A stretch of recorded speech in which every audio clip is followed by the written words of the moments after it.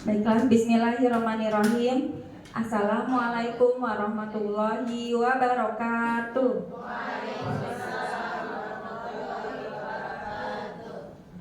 Alhamdulillahirabbil alamin wa bihi nasta'in wa ala umuri dunya waddin. Wassalatu wassalamu ala asrofil anbiya'i wal mursalin wa ala alihi wa sahbihi ajmain, amma ba'du. Yang sama-sama kita hormati Ibu Kepala Sekolah SDIT Hafizena, Ibu Komaria SAG, dan yang saya hormati serta saya banggakan ibu-ibu rekan guru sekalian yang mudah-mudahan senantiasa dirahmati oleh Allah Subhanahu wa taala. Alhamdulillah, puji syukur kepada Allah Subhanahu wa taala yang mana telah memberikan kita berbagai macam nikmat, sehingga dengan nikmat itulah kita dapat berkumpul di ruang kelas ini. Salawat dan salam tak lupa kita haturkan kepada baginda besar Nabi Muhammad Sallallahu Alaihi Wasallam, yang mana telah membawa umatnya minal zulumati ilan nur au minal dolalati ilal huda.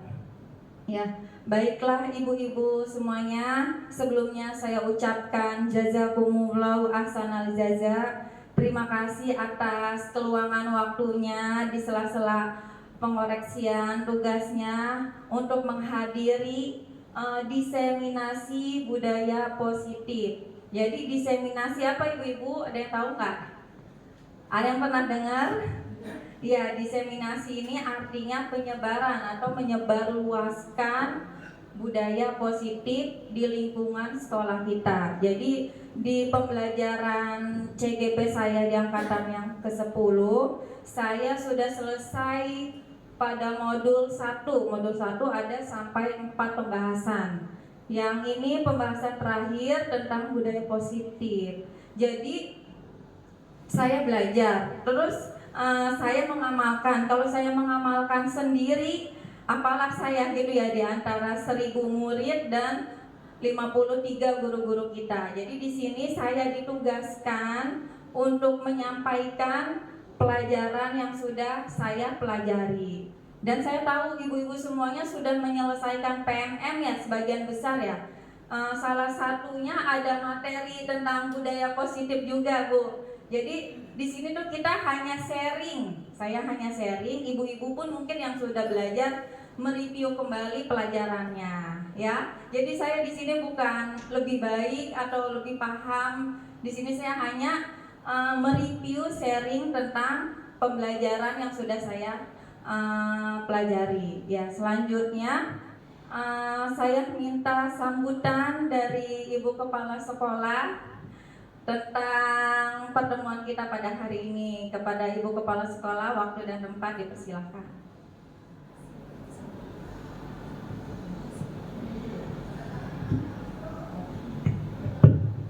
Ya, bismillahirrahmanirrahim. Assalamualaikum warahmatullahi wabarakatuh. Waalaikumsalam warahmatullahi wabarakatuh. Semangat Bapak Ibu Guru.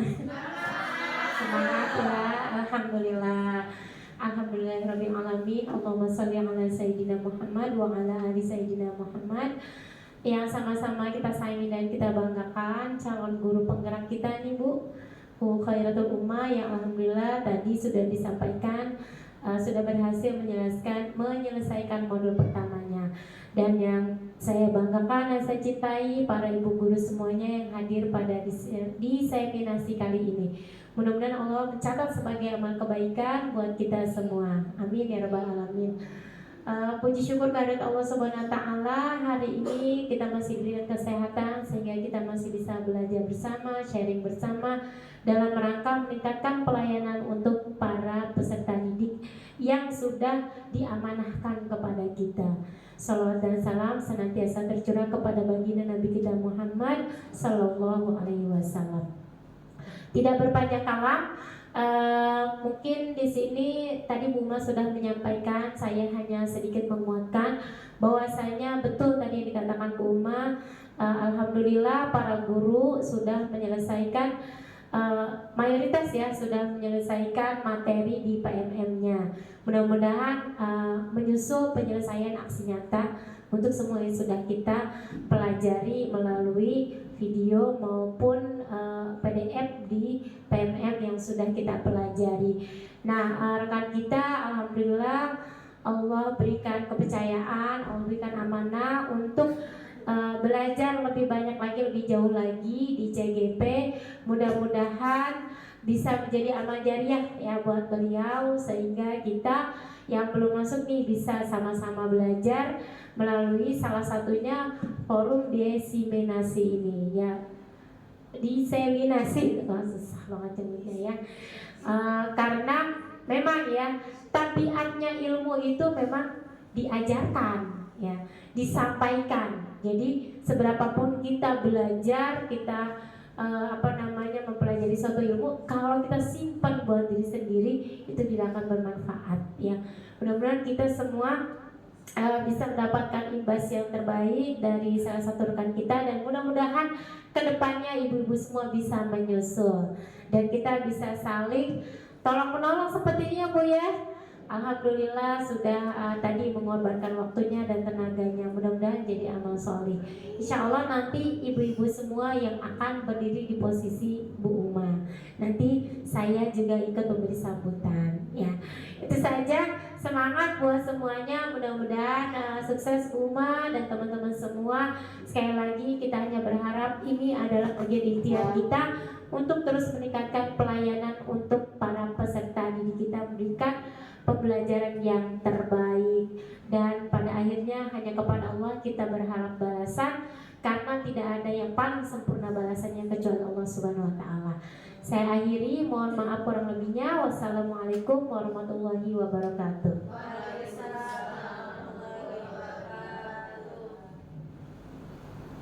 Baiklah, terima kasih Bu Kepala Sekolah atas sambutannya. Langsung saja ya ibu-ibu ya. Langsung saja kita mulai pembahasan budaya positif.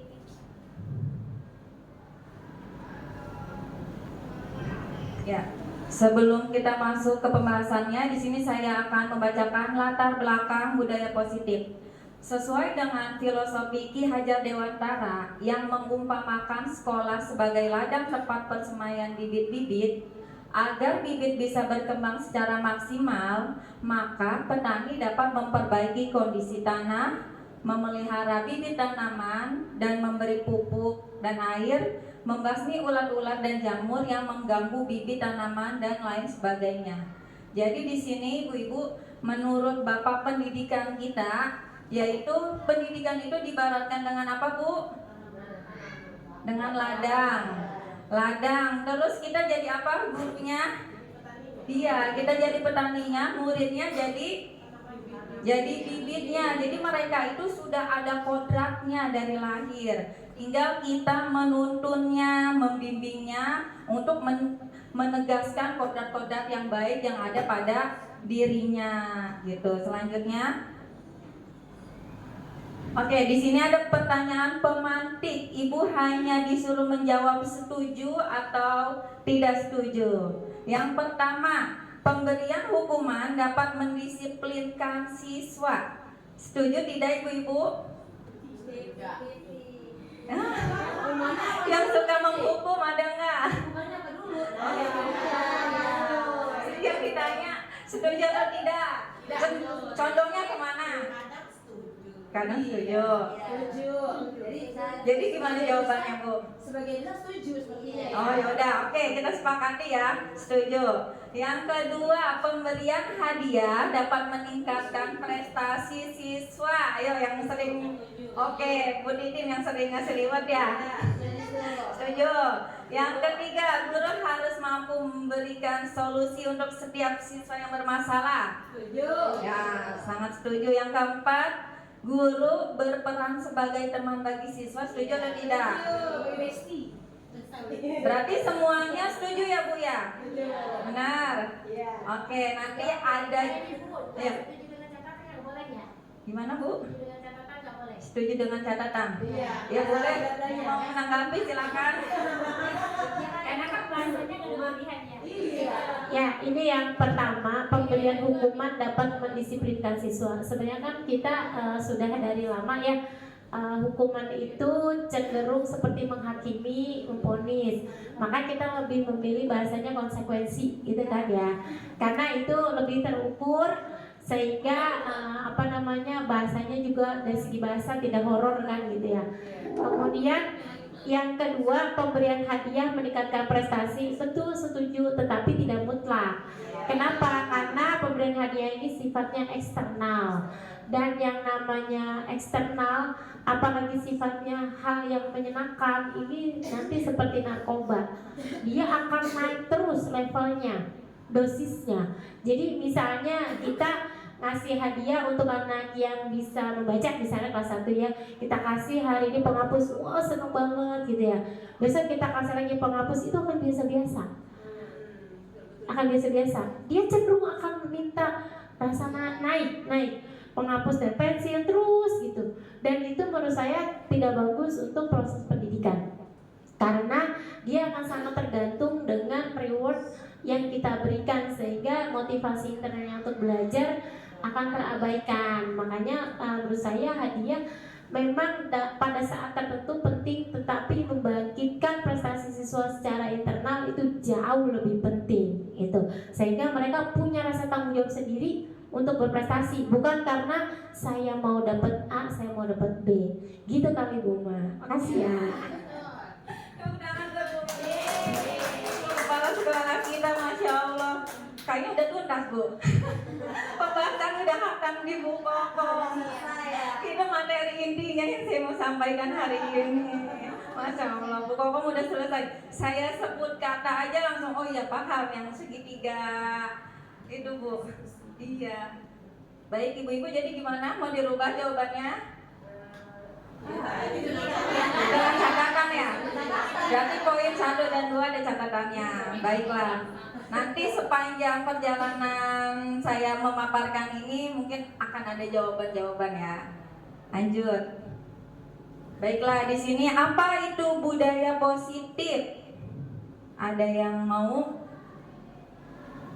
memberi ini komentar? Budaya positif apa Ibu? Ya, nilai-nilai. Ada lagi? Kebiasaan baik. Baiklah. Terima kasih Bu Yaya dan Bu Asis. Oke, di sini apa itu budaya positif? Budaya positif adalah perwujudan dari nilai-nilai, benar ya tadi? Perwujudan dari nilai-nilai kebajikan atau keyakinan universal yang diterapkan di sekolah. Kebajikan yang kita yakini itu memang benar-benar baik untuk diamalkan. Lanjut. Nah, bagaimana caranya sekolah kita ini berbudaya positif? Nah, di sini yang saya pelajari ada 6 konsep inti untuk menciptakan budaya positif di sekolah. Yang pertama, disiplin positif. Yang kedua, motivasi perilaku manusia. Yang ketiga, keyakinan kelas atau sekolah. Yang keempat, kebutuhan dasar manusia. Yang kelima, posisi kontrol seorang guru. Dan yang terakhir, yang keenam, segitiga restitusi. Jadi di sini sekarang kita mau membahas 6 poin ini ya ibu-ibu, siap? Siap. Alhamdulillah, lanjut. Disiplin. Ketika ibu-ibu semuanya mendengar kata disiplin, apa yang terbersit? Patuh. Ada lagi? Waktu. Apa Bu Gadis? Taat aturan. Ya, baiklah. Kita cek makna disiplin. Kata disiplin berasal dari bahasa Latin, yaitu kata disiplina yang artinya belajar. Jadi sepanjang kita berdisiplin, sepanjang itu kita belajar. Menurut Bapak Ki Hajar Dewantara menyatakan bahwa untuk menciptakan siswa yang merdeka, maka syarat utamanya harus mempunyai disiplin yang kuat, yaitu disiplin diri yang berasal dari motivasi internal yang tadi sudah di-spill sama Ibu Kepala Sekolah kita. Jika tidak mempunyai motivasi internal, maka diperlukan motivasi eksternal atau orang lain untuk mendisiplinkan dirinya. Tapi pembahasan kita di sini khusus untuk motivasi dari internal anak-anak kita.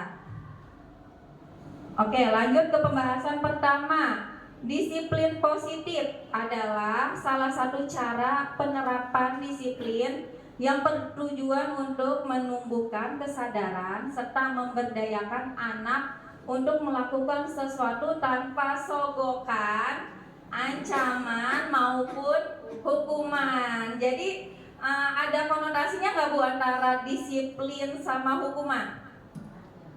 Ada kaitannya nggak? Nggak ada. Iya, tanpa. Jadi antara disiplin sama hukuman dan penghargaan itu beda. Iya. Jadi tujuan dari disiplin positif adalah menanamkan motivasi intrinsik pada murid-murid yang berdampak jangka panjang dan tidak terpengaruh oleh hukuman dan hadiah. Jadi dia melakukan sesuatu karena atas kemauan diri dia sendiri, bukan karena dihukum, bukan karena iming-iming hadiah dari kita. Memang setiap guru itu memang mengharapkan anak-anaknya tumbuh ya. Jadi kita suka pakai hukuman kah atau reward kah. Tapi di sini saya mempelajari bagaimana menanamkan kedisiplinan itu dari dalam diri dia masing-masing. Selanjutnya, nah baiklah, nilai-nilai kebajikan universal. Jadi disiplin positif itu setiap anak harus memiliki nilai-nilai kebajikan universal yang terkandung di profil pelajar Pancasila, yaitu setiap anak nih ya Bu, bukan hanya anak yang berprestasi saja, tapi semua anak itu kita inginkan semuanya dapat memiliki karakter 6 ini. Ada yang masih ingat Bu lagunya? Pelajar Pancasila beriman dan bertakwa pada Tuhan yang Esa dan berakhlak mulia, berkebinekaan global, gotong royong mandiri, kreatif dan bernalar kritis. Ya, alhamdulillah, tepuk tangan buat kita semuanya. Ini seharusnya dinyanyikan setiap hari ya Bu ya, untuk anak-anak. Kreatif dulu. Kreatif dulu. Kreatif dan bernalar kritis. Udah, lanjut. Tadi pembahasan pertama paham Ibu-ibu? Ya, lanjut ke materi yang kedua, pembahasan yang kedua yaitu motivasi perilaku manusia. Ya, sebelumnya saya mau bertanya, ibu-ibu datang ke sekolah tepat waktu. Kenapa datang ke sekolah tepat waktu? Alasan ibu datang tepat waktu kenapa? Bisa mempersiapkan. Biar bisa mempersiapkan. Ada lagi? Biar nggak kena macet. Memberikan contoh baik ke siswa. Aduh, udah kejawab semua ini. Ada nggak di sini yang takut hukuman? Takut terlambat jam 7 lewat, berarti kan telat kita. Ada nggak motivasinya? Ya namanya nggak disebut.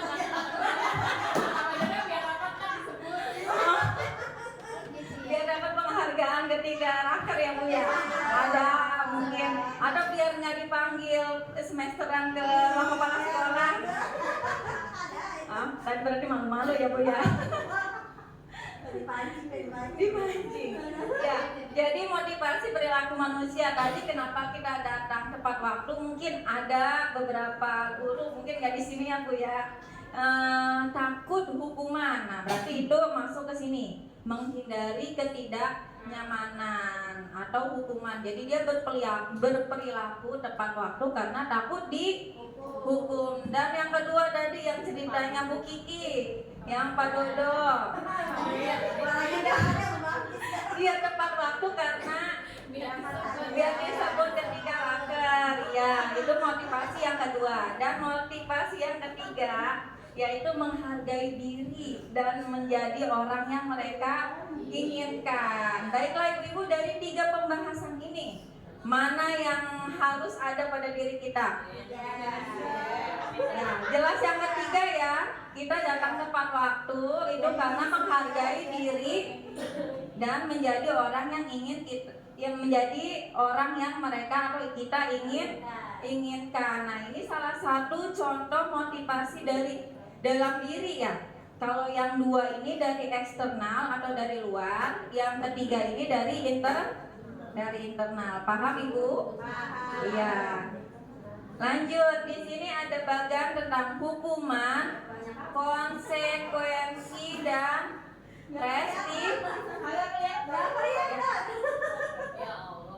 nggak usah dibaca Bu, saya jelasin aja. Nah tadi ini udah di-spill sama Ibu Kepala Sekolah kita, apa itu konsekuensi ya. Jadi kita nggak menghukum tapi mereka tahu sebab akibatnya ya Bu ya. Oke, langsung kesimpulannya aja.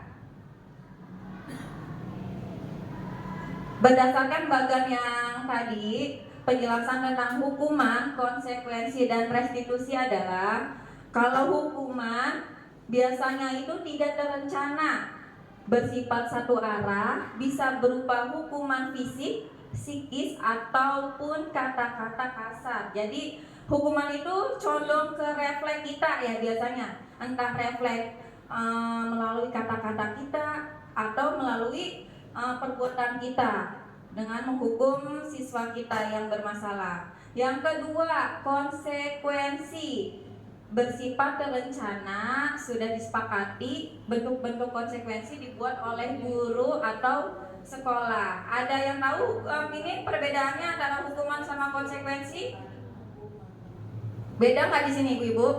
Beda. Kalau hukuman itu refleks ya kita menghukumnya. Tapi kalau konsekuensi yang tadi Ibu Kepala Sekolah sudah jelaskan, oh aku tidak sholat 5 waktu karena dari awal kita sudah bilang kan di kesepakatan keyakinan kelas yang tidak sholat 5 waktu istighfar 10 kali. Jadi dia udah paham, kamu nggak sholat 5 waktu, oh baik aku istighfar 10 kali. Atau nggak sholat 5 waktu 3 kali berturut-turut, berarti dia istighfarnya di luar kelas. Nah itu konsekuensi, dia tahu dia salah dan dia tahu apa yang dia terima dari kesalahan dia itu. Dan yang terakhir itu restitusi, adalah proses menciptakan kondisi bagi murid untuk memperbaiki kesalahan mereka sehingga mereka bisa kembali pada kelompok mereka dengan karakter yang lebih kuat. Nah, di antara tiga ini mana yang lebih bagus Ibu-ibu? Yang ketiga ya. Jadi restitusi itu ketika anak salah, kita omongin dulu.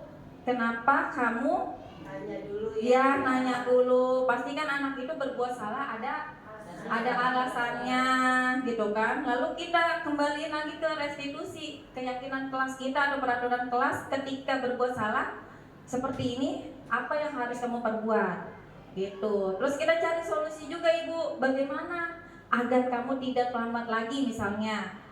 Jadi kita menangani kasus itu sudah ada apa?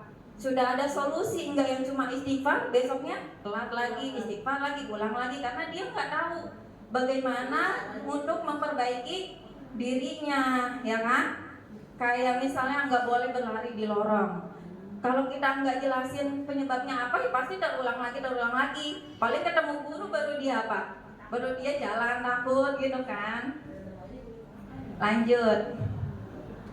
Oke, baiklah, di sini ada pertanyaan pemantik lagi. Yang pertama, kita di sini cuma jawab konsekuensi atau hukumannya Ibu-ibu. Yang pertama, mencatat 100 kali di dalam buku kalimat saya tidak akan terlambat lagi karena terlambat ke sekolah. Ini konsekuensi atau hukuman? Hukuman. Yang kedua, lari mengelilingi lapangan basket 2 kali karena terlambat hadir di sekolah. Hukuman. Yang ketiga, membersihkan coretan yang dibuatnya di meja tulis. Konsekuensi. Yang keempat, murid diminta untuk push up 15 kali karena tidak menggunakan masker ke sekolah. Hukuman. Yang kelima, berdiri di depan kelas sambil mengangkat kaki 1 karena bisa menjawab pertanyaan. Membersihkan WC karena merusak pensil teman. Harusnya bagaimana Bu? ketika ada murid yang merusak barang temannya, berarti konsekuensinya menggantinya, bukan ke kamar mandi. Malah seneng dia ya.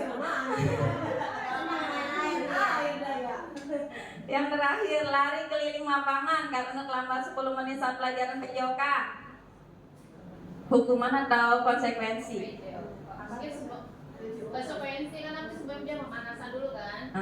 Karena lama kan dia jadi kayak pemanasan. Tapi itu jadi saking Tapi udah panas banget. Udah pemanasan lagi ya. Ya lari 2 kali aja deh, 2 kali. Ya, terima kasih Bu Kiki. Iya, jangan terlalu banyak. Jangan 10 menit berarti ya. Pertanyaannya seperti ini. Pertanyaan seperti ini.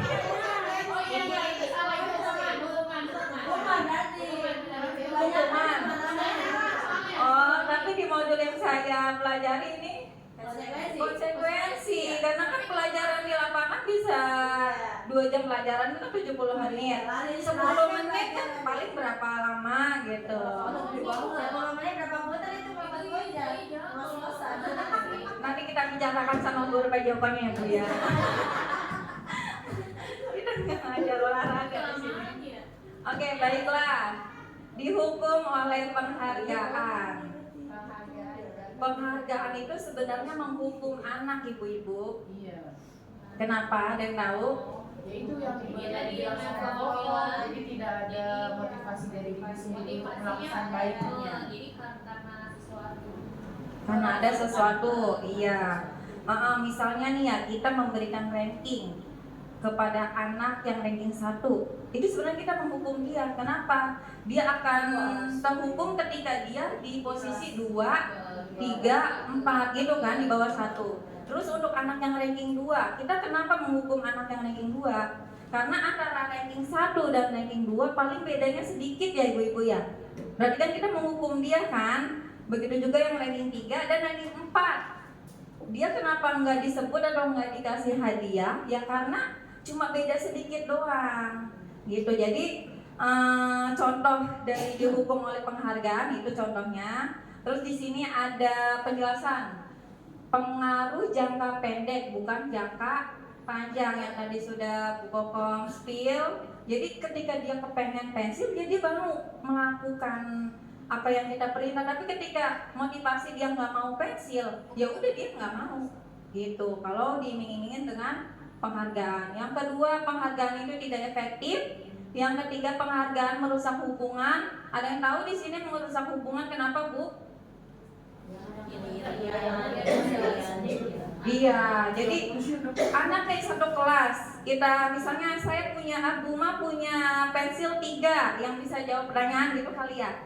Terus mereka udah berusaha, ternyata dia apa? Nggak dapat dia karena cepet, nggak ada kesempatan karena cuma 3 orang yang kita pilih. Nah akhirnya merusak hubungannya, dia merasa dendam sama gurunya, kesel. Aku udah berusaha tapi yang dipuji dia gitu.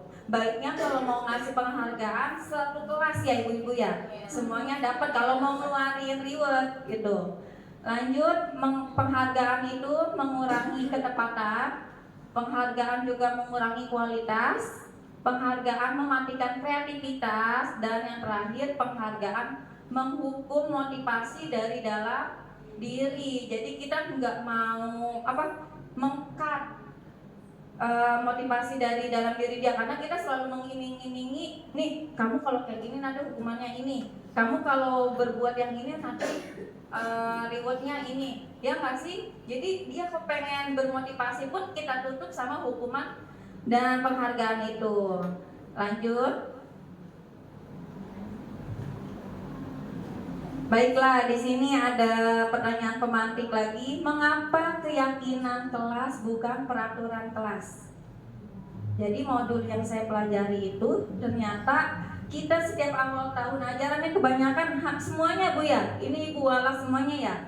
Wali kelas setiap awal tahun itu bikin peraturan nggak Bu? Di kesepakatan. Berarti yang ditempel namanya apa? Kesepakatan kelas. Nah sebenarnya itu kurang tepat ya Bu Kokom ya. Harusnya namanya keyakinan kelas. bukan peraturan kelas. Kenapa ya? Oke, baiklah. Kita lanjut materinya.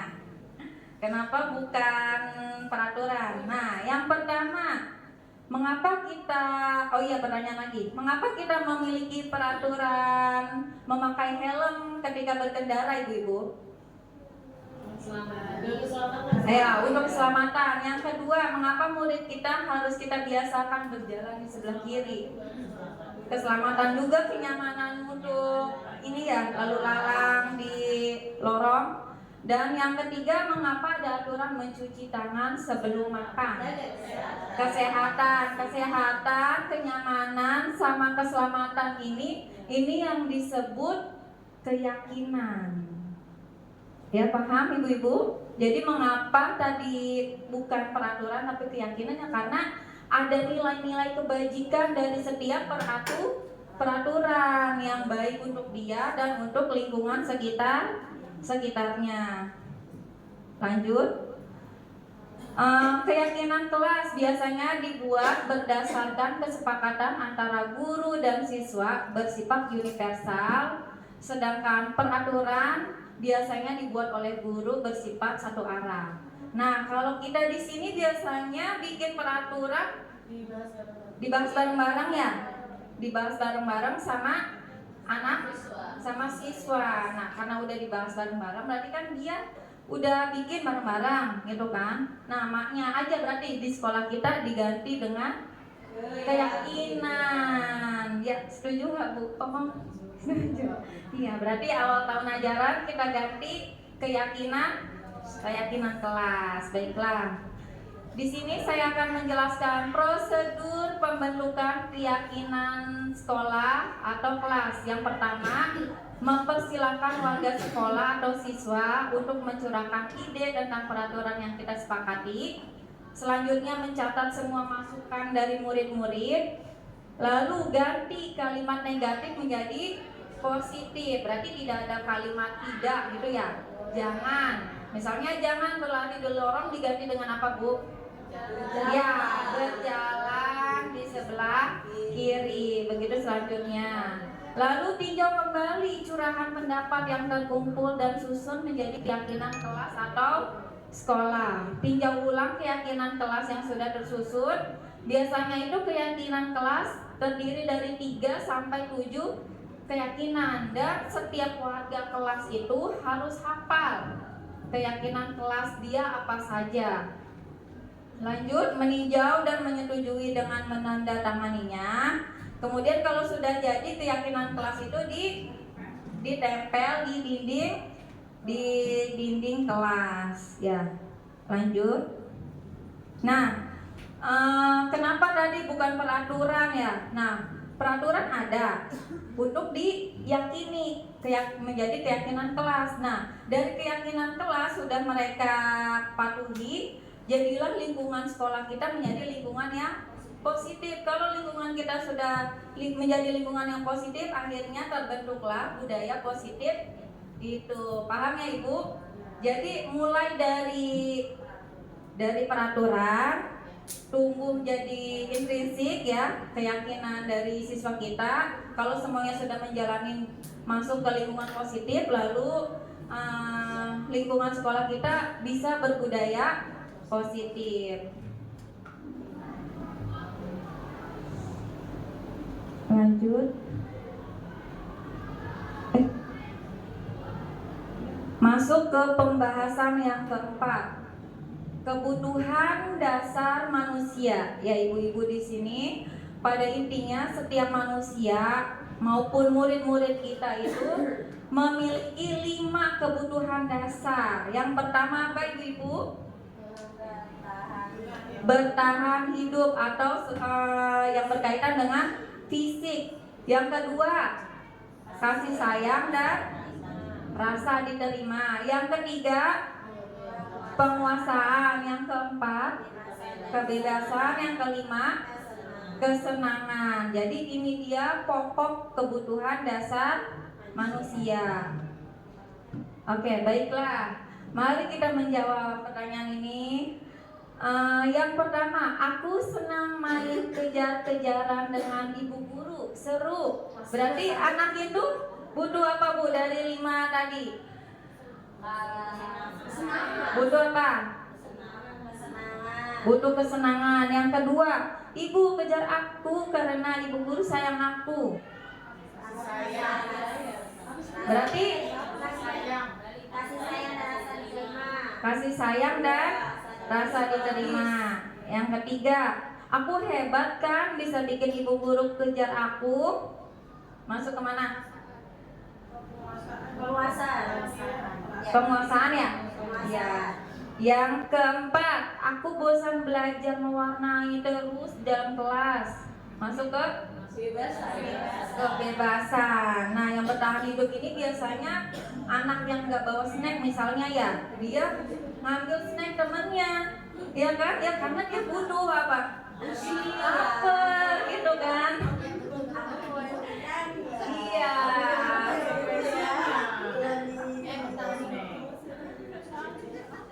Baik, jadi kita sebagai guru bukan menghukum, bukan menjas, tapi kita itu menghamba pada murid. Kita berpihak pada murid bagaimana kita memenuhi kebutuhan dasar pada mereka. Tadi ada kaget menghamba? Iya. Yang saya pelajari, jadi guru itu harus menghamba kepada murid. Maksudnya bukan kita nyembah-nyembah, Bu. Tapi kita memotivasi bakat minatnya, mendorong, menggali bakat minatnya itu. Ketika kebutuhan dasar mereka sudah terpenuhi, maka keyakinan mereka untuk melakukan hal positif pun akan muncul dengan sendirinya. Lanjut. Ini saya skip aja ya. Oke, ke pembahasan yang kelima. Posisi kontrol guru. Nah, di sini ada 5 posisi kontrol. Yang pertama penghukum, kedua pembuat merasa bersalah, ketiga teman, keempat pemantau, kelima manajer. Coba Ibu refleksi, kira-kira Ibu seringnya masuk ke posisi mana? Mulai dari Bu Fitri, biasanya? Oh, teman. Bu Titin? Manajer. Bu Nak? Teman. Bu Kiki? Boleh 2, boleh. Boleh. 3 juga apa-apa. 5 juga apa-apa. Semuanya apa-apa. Ada yang merasa kadang saya mengajak mereka seperti teman, kadang memantau apa yang mereka lakukan, terus memanajer, mengatur mereka. Jadi bisa 3 ya Bu ya? Teman, pemantau, dan manajer. Ya. Bu Yaya biasanya di mana posisinya? Di 4, di pemantau. Bu Re? Ada 4. Oh, ada 4. Bisa jadi teman, Teman? jadi pemantau, bisa jadi penghukum juga. Iya. Semua jadi ya. Berarti yang di skip itu pembuat merasa bersalah ya? Iya. Bu Re? Sama seperti saya ya. Yang pembuat merasa bersalahnya kadang-kadang aja kali ya? Ya sering. Oh, pas endingnya baru ini ya? Salah nggak ya kita? Iya. Formasi juga kayak gitu Bu. Iya. Bu Dewi, kebanyakan di posisi mana? Ketiga, teman. 3 maksudnya. Oh 3, yang mana? Teman, pemantau, sama manajer. Oh iya, 3 tingkatan kayak Bu Kiki. Lanjut Bu Asi. 3 kayaknya juga. 3 juga, dari teman juga turun ke bawah. Ya, saya nggak dontukan Bu. Ya, oke baik. Tidak dontuk up. Well, biasanya di posisi mana? Kalau turun ke bawah. Itu, 3 itu. Bu Dwi, nggak apa-apa kalau punya pendapat. Jadi kelima ini saya pernah makan. Iya. Iya.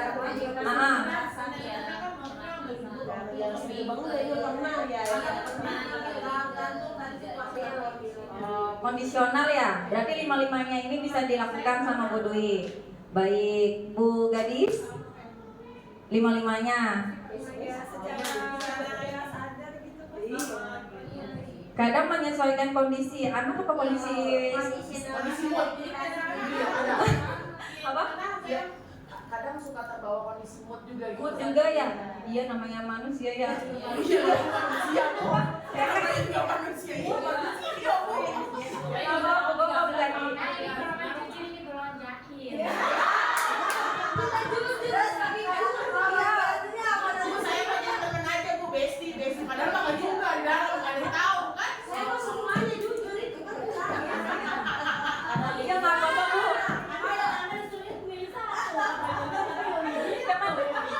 Nggak dinilai kok, ibu-ibu jawab apa nggak dinilai, nggak masuk penilaian saya Bu. Enggak diomelin. Enggak. Satu kan. Mimpinya nggak akan lihat katanya. Baik, jadi guru itu ada 5 posisi kontrol ya Bu. Oke, kita bahas satu persatu. Yang pertama, penghukum. Imut banget tulisannya. Oh yaudah, saya bacain. Penghukum itu biasanya menghadik, menunjuk-nunjuk, terus berkaca pinggang. Lalu hukumannya itu biasanya hukuman fisik atau verbal. Jadi kata-kata tiba-tiba anak cemberut udah habis kita omelin ya.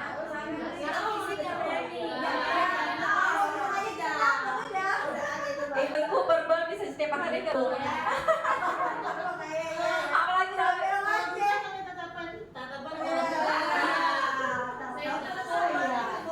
ibu saya di kelas 5 ya. Saya diam itu anak-anak takut Bu. Karena kalau kelas bawah kan biasanya guru diem. Iya anak itu kalau dia guru diem, Bu jangan diem apa kita takut. Karena pasti ibu marah sama kita. Nah berarti diemnya kita aja penghukum gitu ya. Oke baik lanjut. Dampak dari penghukum, anak itu menjadi dendam. Yang kedua, tidak menyukai guru atau mata pelajaran yang kita ajarkan. Itu dampaknya. Saya juga punya adik tuh sekolah di TK dulu, waktu dia zamannya TK, dia pernah dibentak sama gurunya. Sampai dia gede itu masih cerita Bu. Kenapa waktu itu TK-nya berhenti? Habisnya diomelin gitu. Sampai dia sampai sekarang gitu kan. Jadi bisa dendam buat anak. Oke, itu yang penghukum. Jadi masih mau Bu menghukum anak-anak? Masih ya? Tergantung ada catatan. Ada catatan. Tapi kalau kita maksudnya konsep. Oke, kita lanjut yang kedua dulu. Iya, maksud Dengan ekspresi muka kita. Lanjut. Ayo. Oh sampai tatapan sampai sini ya. Bapak mungkin bisa nambahin Bu penghukum ini? Lanjut aja, oke. Ya kalau ngomongin begini, kalau kita diemin deh ya, nggak bisa jadi kelas apa. Salah ya. Cukup. Diem dah kelasnya. Tapi nggak dikata-katain kan anaknya. Ibu yang ke sini, coba lihat peraturan kelas. Apa konsekuensi ketika kelas berisik? Nggak kayak gitu. Ya. Berarti kalau itu bukan penghukum Bu. Konsekuensinya Iya. Nah, lanjut tadi ya. Yang kedua, pembuat merasa bersalah. Ciri-cirinya yaitu suaranya sih lembut, namun suka menyalahkan siswa. Terus guru menyatakan kesalahan pada siswa dan guru menderita. dampaknya membuat siswa merasa bersalah dan rendah diri sehingga dia dapat menarik diri. Biasanya kata-katanya kayak gini, ayo dong kamu tertib, nanti ibu yang dimarahin kepala sekolah. Jadi kita melempar membuat dia merasa bersalah gitu. Yang ketiga, posisi kita itu sebagai teman. Ciri-cirinya guru bersikap ramah, cenderung bersenda gurau untuk menghangatkan suasana. Dampaknya itu murid itu bergantung pada satu orang, sehingga membuat murid itu tidak mandiri. Ya kayak Bu Gadis ya Bu Gadis. Dia nurut nih sama kita. Di rumah nggak nurut atau ganti walas deh, ganti walas. Misalnya kita Di kelas 1 tuh anak nurut banget sama kita gitu kan, karena udah bestian. Nah pas di kelas 2 dia nggak bestie sama walasnya, ya udah amburadul lagi tuh anak, ya nggak? Amburadul. Yang keempat, posisi pemantau, yaitu ciri-cirinya nada bicara dan ekspresinya datar, identitas berhasil, pemantau tetap memantau saat siswa diberi sanksi. Dampaknya menghitung hadiah atau hukuman yang diberi tanpa melihat nilai kebajikan dan tidak sepenuhnya mandiri. Ini dia ciri-ciri dari pemantau. Gimana? Iya, ada dampaknya. Berarti pemantau bisa masuk ke yang tadi Bu Reti bilang apa konsekuensi, ya kan? Jadi cuma beda antara yang tadi penghukum, apa Beda. yang beneran penghukum. Iya, makanya tadi saya bilang beneran penghukum, bukan yang lain. Iya, Gitu. berarti kan maksudnya penghukum tetap ada identitasnya sendiri. Pemantau kayaknya lebih ke konsekuensi tadi ya. Kalau yang tadi Bu Reti bilang hanya dengan catatan mata, gitu kan? Bicaranya biasa, data. Nah, itu kan Sebenarnya karena dia melakukan kesalahan yang keyakinan kelas itu kan, ya, itu. atau paling ya udah kamu salah nih, sekarang kamu ngapain gitu. Jadi guru itu cenderung pasif karena udah ada peraturan. Jadi kita mantau aja gitu ya Bu. Ya. Dan yang terakhir, posisi guru itu sebagai manajer. Ciri-cirinya suaranya netral, tercipta identitas positif atau berhasil, mengajukan pertanyaan yang bermakna, membantu siswa memecahkan masalah. Dampaknya, murid menjadi mandiri dan percaya diri dan bisa memecahkan masalah sendiri. Yang tadi saya bilang, ketika anak salah, kamu kenapa melakukan itu? Terus bagaimana agar kamu tidak melakukan di kemudian hari? Oke, sekarang lihat keyakinan kelas kita, kamu harus ngapain? Gitu. Nah, di antara 5 ini sekarang mana yang paling baik ibu-ibu? Manajer. Kalau manajer semua kita Tahu. Ya, kalau manajernya pas banget. iya, karena dampaknya dari skip. Nah,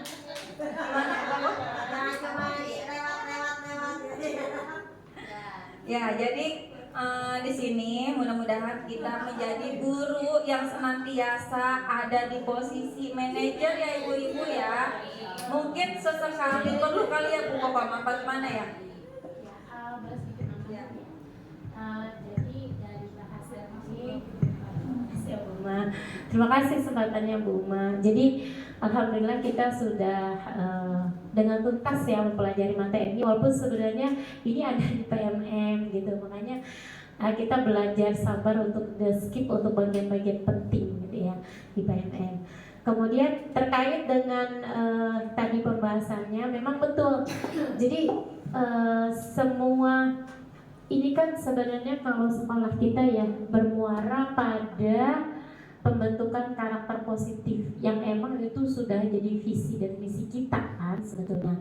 Tinggal bagaimana memang kita menanamkan gitu. Dan ini memang sangat penting. Karakter itu menanamkannya capek. Kalau dibilang capek, pasti capek. Kalau kita mau punya anak didik yang berkarakter, anak sendiri juga sama, apalagi itu di awal capek Bu, tapi kalau udah tertanam kita enak gitu. Nah, kayak kita kan nanti menjelang tahun ajaran baru ya. Mungkin ini sekedar spill aja.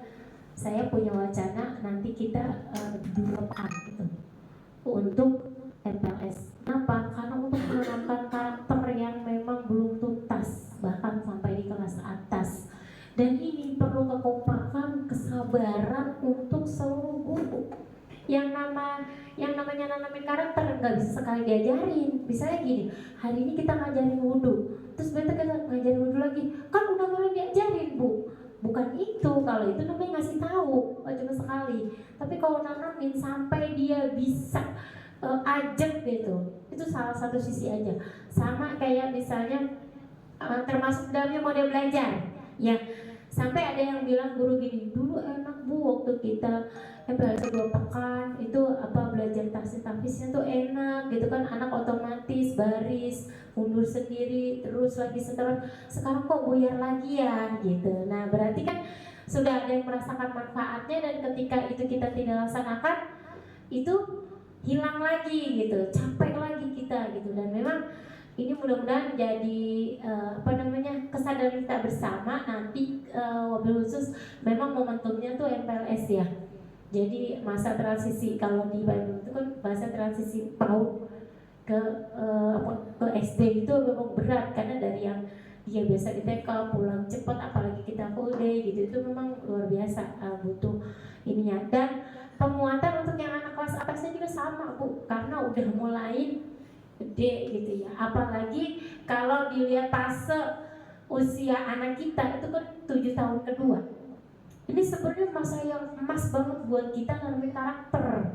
Kenapa? Karena dia bukan lagi raja dalam pengertian segala dituruti ya, tapi udah masuk masa prajurit. Yang di situ harus ada kedisiplinan. Jadi secara secara kronologis usia dia udah cocok kita disiplinkan. Bahkan itu dikuatkan oleh dalil agama juga kan, seperti itu. Rasulullah nyuruh boleh dipukul tanda kutip di usia 10 tahun, dan itu ada di usia anak-anak kita. Jadi kalau kita menanamkan keyakinan kelas dengan rinci, kemudian kita sosialisasikan dengan merata, anak-anak paham banget, sehingga nanti di jalannya kita enak, nggak terlalu banyak ngeluarin urat gitu. Jadi dan itu nanti tentunya perlu sosialisasi ke orang tua, supaya orang tua juga paham seiring dan sejalan. Jangan sampai kalau lagu qasidah dulu yang lain membangun, yang lain merusak. Yang satu membangun, yang satu merusak. Kita udah tanamin di sekolah, di rumahnya lepas. Kita udah anjurin anak boleh main game, di rumahnya diberi HP. Ya kan, kita udah tanamin anak-anak jangan makan makanan yang gak sehat, dibawanya ciki snack gitu kan. Itu emang berat Bu, jadi luar biasa ibu-ibu nih pahalanya. PR kita semua untuk menanamkan karakter itu gak gampang. Bahkan anak yang kelihatan bertaat patuh di depan kita, baik akhlaknya, itu di media sosial lain lagi Bu. Makanya pada tahap tertentu boleh mungkin ibu-ibu yang anaknya udah punya media sosial dicek ya. Mohon maaf, termasuk guru, calon guru pun kita cek media sosialnya gitu. Jadi itu salah satu kita pribadi kita untuk mengenali ya orang yang bisa calon guru untuk masuk bergabung dengan kita. Datang mah baik, bajunya rapi, peci, misalnya baju koko, nggak tahu pas kita cek media sosialnya wow gitu kan.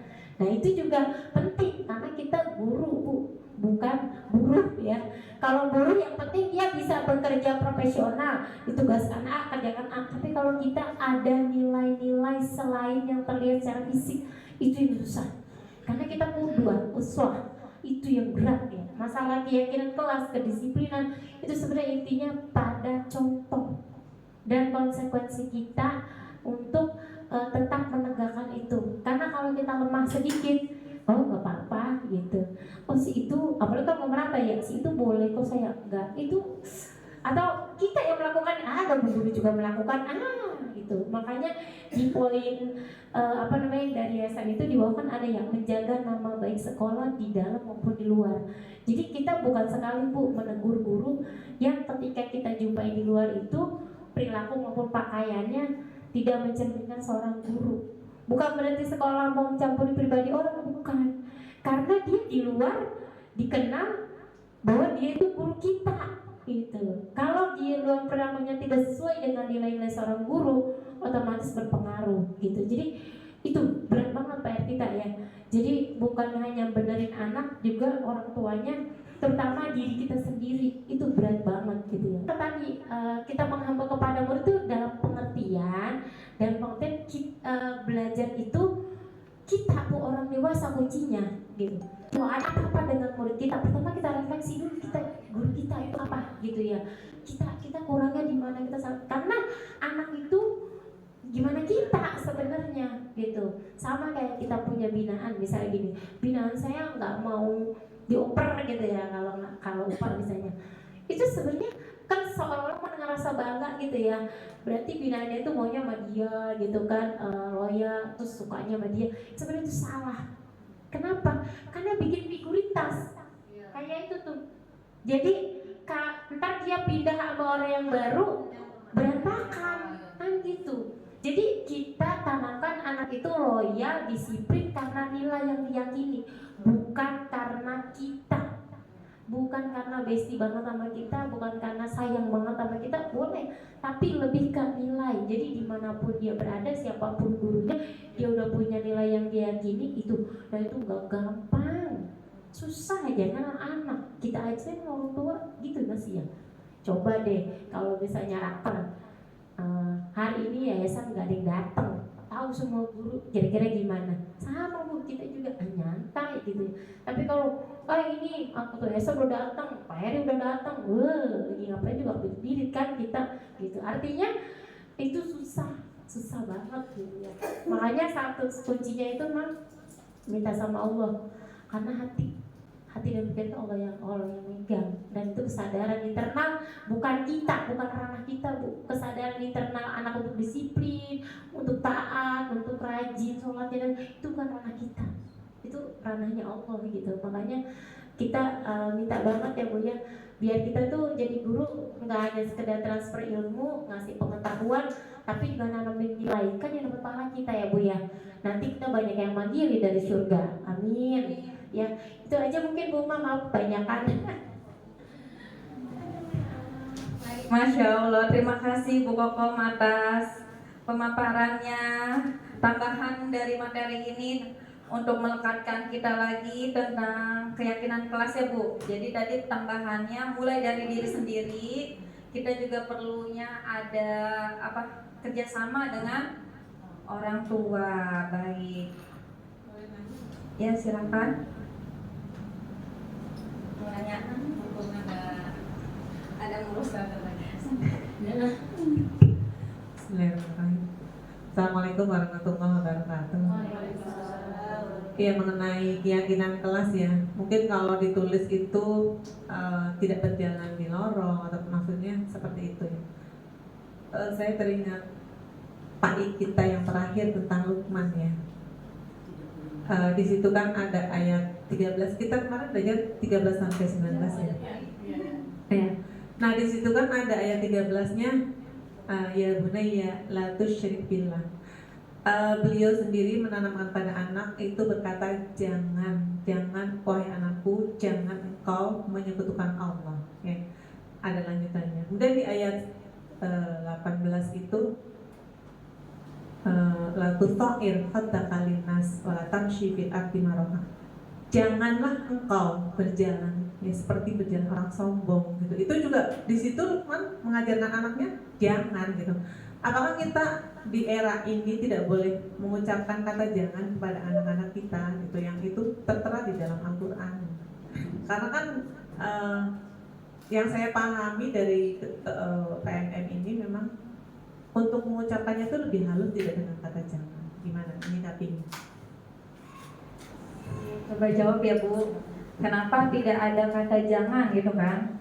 Negatif itu diganti dengan positif. Biasanya kalau kita bilang jangan berlari di lorong, nah anak itu malah penasaran. Akhirnya dia mindset dia berlari di lorong. Karena kan keyakinan kelas itu harus diingat gitu kan. Jadi dia tuh ingatannya tuh harus dengan yang positif gitu. Jadi bukannya nggak boleh tapi dianjurkan. Kalau di kelas juga gimana Bu? Jadi gini, sebenarnya saya termasuk yang pertama kali tidak setuju ketika tidak boleh mengatakan tidak, karena di hadis maupun di Al-Quran itu ada kata nahi itu ya, larangan dengan jelas secara tekstual itu ada. La itu jelas ya. Sebenarnya gini, yang pertama, yang namanya ilmu itu kan ada tingkatannya Bu ya. Ada tingkatan ilmiah, ada tingkatan iman. Nah, kalau misalnya ilmiah itu kan kebenarannya relatif. Semua teori yang dihasilkan oleh manusia dalam seluruh bidang mata pelajaran maupun ilmu itu sifatnya ilmiah. Ya, ilmiah itu kan berarti dia bisa diteliti secara empiris, kemudian bisa dibuktikan, dan sifat kebenarannya relatif. Kalau udah relatif berarti ada unsur celah ya, yang teori itu tidak cocok diterapkan di satu tempat atau di suatu masa atau kepada orang tertentu. Nah, terkait dengan kata negatif itu menurut saya tadi mungkin yang disampaikan Bu Uma, karena kita keyakinan kelas itu kalimatnya nggak panjang. Coba lihat di Al-Quran yang tadi latus so'ika lina sholat tabdil adi maroha atau latus syrik billah inna syirka la zulmun azim. Dia bukan kepotong, bukan latus syrik billah aja, tapi ada tambahannya. Jadi latus syrik billah inna syirka la zulmun azim, diberikan alasan, dijelaskan kenapa nggak boleh menyekutukan Allah, karena menyekutukan Allah itu ya kan ada alasannya. Memang idealnya kita tuh gini, jangan berlari di lorong, karena berlari di lorong berbahaya, bisa menabrak, bisa bla bla bla. Nah, berhubung karena kita kalimatnya pendek, nggak mungkin kan kita bikin itu panjang-panjang, jadi kita lebih memilih kalimat positif gitu, maksudnya untuk mempersingkat. Nah, tugas untuk menjelaskan itu di saat tadi kan ada prosesnya kan. Iya, di saat proses pembuatannya, ketika curah pendapat ada kata itu kan istilahnya kalau kita ngambil prosesnya itu normal secara aturan kan, itu nggak ujung-ujung berjalan di sebelah kiri kan, pasti ada prolognya dulu, pembahasannya ya. Kita lihat nih fenomenanya di jalan, di lorong itu, lorong kita sempit, terus ada yang berjalan orang banyak, terus sering terjadi kasus tabrak dan seterusnya. Jadi gimana? Misalnya kan gitu ya, solusinya apa menurut kalian? Oh ini. Nah, disimpulkan jadi satu kalimat pendek yang itu bisa jadi aturan. Jadi sebenarnya kata tidak itu tidak mutlak, dan saya termasuk orang yang tidak setuju pelarangan kata tidak, nggak bisa, karena latak robusina itu lah pasti gitu. Jadi itu Bu mungkin jalan tengahnya ya. Jadi kita pakai kata tidak tapi plus penjelasan. Jadi setiap yang kita mau kasih keyakinan kelas yang sifatnya tidak itu di pembahasan. Kalau udah jadi itu kan harusnya kalimat pendek, yang nggak mungkin kita, dan itu penjelasan kan bisa panjang sebenarnya. Kayak tadi misalnya jangan berlari dorong karena bisa jatuh sendiri, bisa ketabrak kan, bisa dan lainnya gitu. Itu sih contohnya. Jadi nggak saklek gitu ya. Makanya teori-teori dari apa namanya itu kan teori psikologi, istilahnya konvensional yang bahkan ada buku besar dan buku mulai ya teori-teori modern itu jangan kita telan mentah-mentah. Tetap kita makanya kan kalau di dunia pendidikan itu ada psikologi Islam, psikologi pendidikan Islam, itu perlu kita pelajari juga gitu. Jadi itu sih tengah-tengah aja ya Bu El ya. Tetap proses untuk menghasilkan kalimat negatif itu kita jalani supaya anak paham kenapa saya nggak boleh lari di lorong gitu misalnya. Itu ya Bu ya. Masya Allah, jazakillah Bu Kokom atas penguatannya dari pertanyaan Bu El ya. Kenapa kita tidak boleh menggunakan kata jangan? Karena kalau ada kata jangan harus ada alasannya. Sedangkan penjelasannya sudah kita bahas di awal ketika membuat keyakinan sekolah atau keyakinan kelas masing-masing ya. Sudah terjawab Bu? Masih ada Mas penasaran? Iya, karena kan kita biasanya kan ilmiah ya, kalau kita ngomongin ilmiah itu biasanya setiap pagi kan ada yang bilang aku sehat, badanku kuat gitu kan, aku bisa menjalankan hari ini dengan penuh keberkahan. Berarti kita masukkan hal-hal yang afirmasi yang positif, begitu juga ke anak-anak. Kalau ada kata-kata negatif berarti kan pikiran dia berlari di lorong apa namanya? Iya kan? Tapi kalau kita rubah berlari di lorong jadi berjalan di lorong, berarti kan mindset dia oh iya berjalan gitu. Jadi secara nggak langsung tuh jadi kayak lekat di ingatan dia. berbuat yang positif dari kata-kata yang dihafal positif-positif semua. Ya, dari sini ada lagi ibu-ibu yang mau bertanya dari pembahasan ini? Sudah ya? Langsung aja. Oke, ini pembahasan yang keberapa Bu? Masih ingat nggak? 5 bukannya ya? Benar 5 kan tadi nih? Nih, iya. Om terlalu menikmati ya Bu ya. Oke, lanjut. Berarti sekarang pembahasan yang terakhir yaitu segitiga restitusi. Dari sekian banyak tadi sudah pembahasan-pembahasan, kita masuk ke penyelesaian ketika ada murid kita yang berbuat salah, ya kan? Tidak sehari ini pasti memungkinkan ya, pasti ada aja anak yang melakukan kesalahan, entah kesalahan kecil ataupun besar gitu. Nah, di sini penjelasannya itu ketika anak ada yang melakukan kesalahan, di sini kita disuruh menggunakan tahapan-tahapan segitiga restitusi. Kenapa disebut segitiga? Karena ada 3 tahapan yang harus kita jalankan. Yang pertama itu kita menstabilkan identitas dengan cara setiap orang pasti pernah melakukan kesalahan. Kamu bukan satu-satunya yang pernah melakukan ini. Jadi kita nganggepin dulu, udah nggak apa-apa, guru juga pernah salah kok, gitu kan? Itu tandanya menstabilkan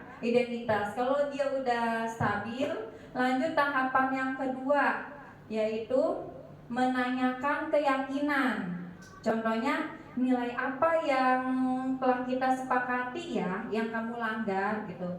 Yang kedua, kamu ingin menjadi orang yang seperti apa kalau melakukan hal yang tidak baik seperti itu. Jadi kita nanya ke dia secara nggak langsung, kita ngasih tahu ini loh, ya kenapa kamu berbuat itu, positifnya apa gitu kan ya, negatifnya apa. Nah, kalau dia udah ngasih alasan, lanjut ke tahapan yang terakhir yaitu validasi kebutuhan.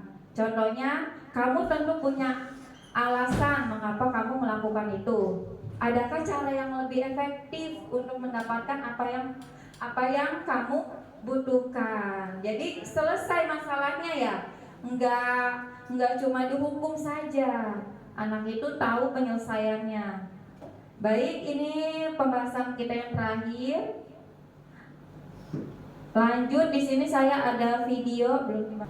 Sudah lama lagi pengusaha. Kenapa hari ini ada di sini? Kesel Pak, kesel banget.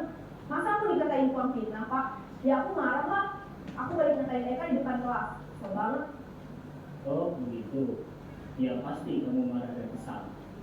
Bapak juga akan marah apabila ada yang menuduh Bapak seperti itu. Kemudian pada saat itu kamu mau melakukan apa? Ya saya langsung main Eka lah Pak. Kesel banget. Saya bentak-bentak dia depan teman-teman lain. Oh begitu. Pasti kamu melakukan seperti itu karena suatu alasan tertentu kan? Iyalah, maksud saya diam saja Pak. Ya saya bela diri lah. Maksud saya dituduh tukang fitnah. Ya wajar lah. Mempertahankan harga diri itu sesuatu yang penting buat kamu. Untung kamu tidak lebih gegabah lagi. Hanya yang bentak-bentak. Iya Pak. Untung saya masih bersabar dan hanya membentak saja. Sudah gemes padahal. Saya pasti bela diri lah. Ya pasti ya. Tapi kamu memilih untuk tetap bertahan dan bersabar. Kamu memilih untuk tidak berbuat lebih parah lagi kan?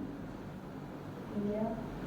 Nah, sekarang coba kita lihat lagi tindakan kamu yang mentak-mentak Eka di kelas. Tindakan kamu itu kira-kira sesuai dengan keyakinan kelas atau prinsip kamu tidak? Enggak lah Pak. Capek Pak jadi pemarah. Jadi keyakinan atau prinsip mana yang kurang sesuai dengan keinginan kamu? Ya, saya sebenarnya sangat menghargai orang lain.